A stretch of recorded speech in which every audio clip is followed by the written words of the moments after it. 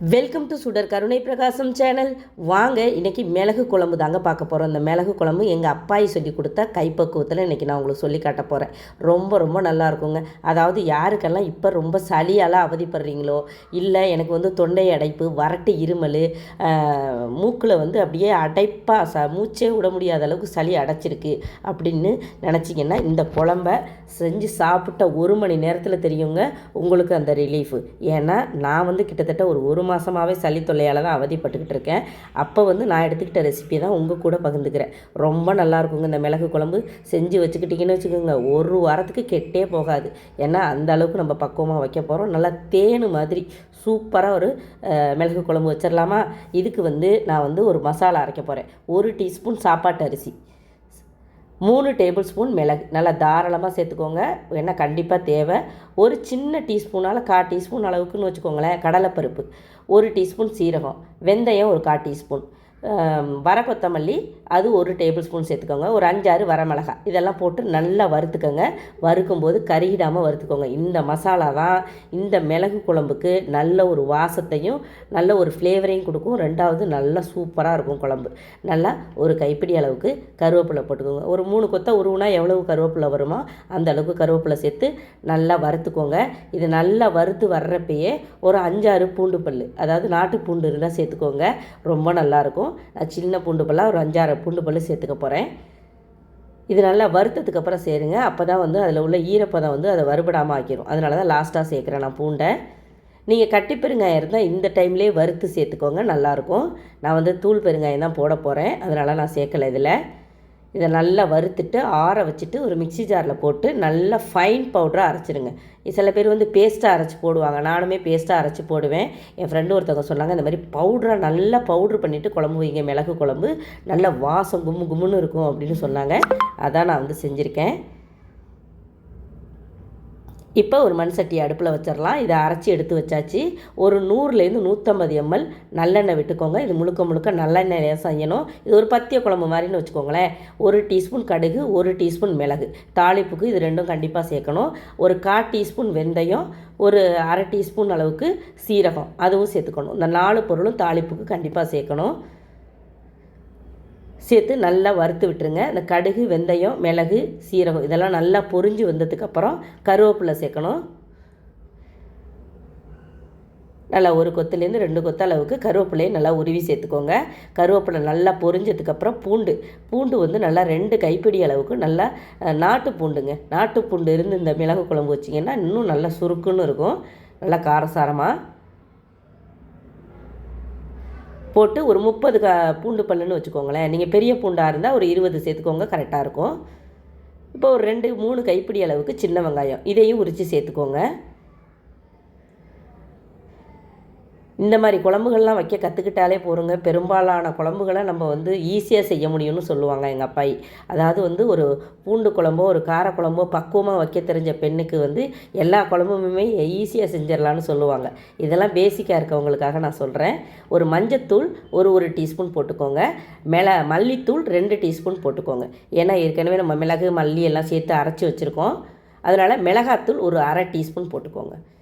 மஞ்சத்தூள் ஒரு சின்ன டீஸ்பூனால் 1 டீஸ்பூனு, மல்லித்தூள் 2 டீஸ்பூனு, மிளகாத்தூள் 1/2 டேபிள் ஸ்பூன் சேர்த்துருக்கேன். அவ்வளவுதான். பார்க்குறதுக்கு சிகப்பாக இருக்கும். இது வந்து காஷ்மீரி சில்லி போட்டு அரைச்சது, அதனால் வந்து இப்படி இருக்குது. நல்ல புளி வந்து நல்ல புளிக்கிற புளியாக இருந்தால் ஒரு உருண்டை பெரிய உருண்டையாகவே எடுத்துக்கோங்க. நான் வந்து ஒரு சின்ன ஆரஞ்சு பழம் அளவுக்கு புளியை எடுத்து ஊற வச்சு கரைச்சி சேர்த்துருக்கேன்.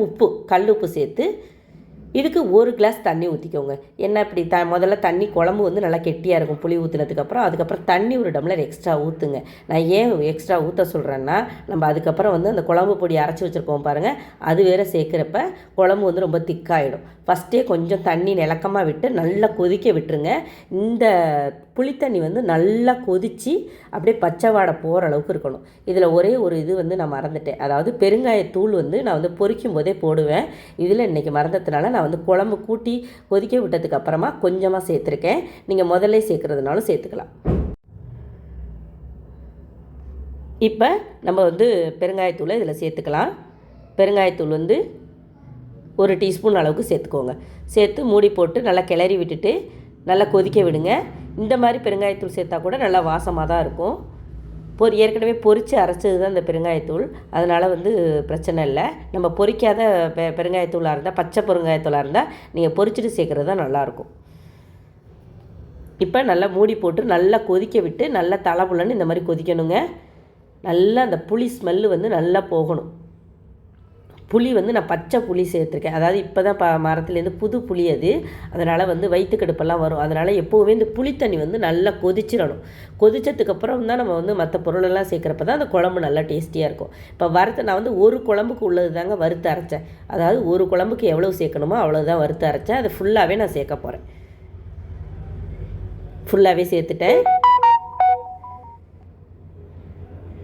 இது எல்லாத்தையுமே சேர்த்துட்டதுக்கப்புறம் குழம்பு நல்லா கெட்டி போடும். நல்லா அரிசி கடலைப்பருப்பெல்லாம் போட்டிருக்கிறதுனால அதை நல்லா கரைச்சி விட்டுருங்க, இல்லைனா வந்து கட்டி கட்டியாக இருக்கும். அந்த குழம்பு பொடி நம்ம மிளகு, அந்த சீரகம், அந்த மற்ற பொருளெல்லாம் வறுத்து அரைச்சோம் பாருங்கள், அதை நல்லா கிளறி விட்டுருங்க. குழம்பு இந்த டைமில் வந்து அடுப்பை வந்து மீடியம் ஃப்ளேமில் வச்சுக்கோங்க, ஏன்னா குழம்பு டக்குன்னு திக்காகிறதுக்கு வாய்ப்பு இருக்குது. திக்கானுச்சுன்னா கொஞ்சமாக சுடு தண்ணி இருந்தால் ஊற்றிக்கோங்க. நான் ஊற்றின அளவு கரெக்டாக இருக்குது எனக்கு குழம்பு. பாருங்கள், நல்லா கரைச்சி விட்டாச்சு. கரைச்சி விட்டுட்டு நல்லா கொதிக்க விட்டுருங்க. குழம்பு வந்து நல்லா கொதிக்கணும். மேற்கொண்டு ஒரு 5 நிமிஷம் கொதிக்க விடுங்க.